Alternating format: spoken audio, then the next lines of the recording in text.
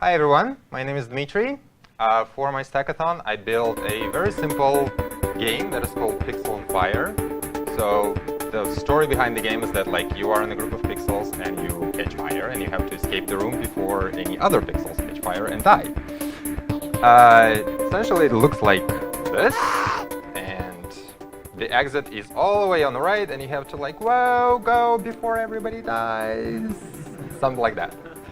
An alternative idea that a fellow student suggested that the goal of the game can actually be kill everyone, which is going through all the things and killing all the pixels. But I don't know. I guess it depends on the character and what you want to do.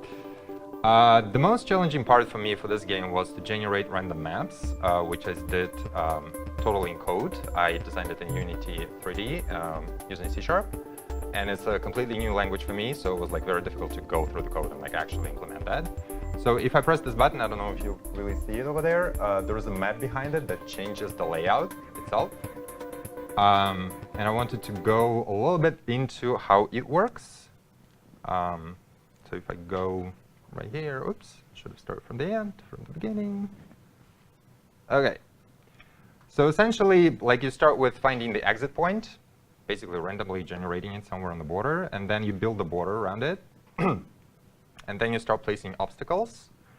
But the problem is, when you place the obstacles, you want to make sure that all the field is accessible, that you can walk over it.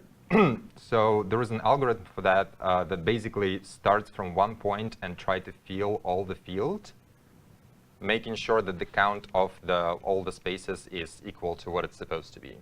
And if it's not, in this situation, you just don't place the obstacle over there.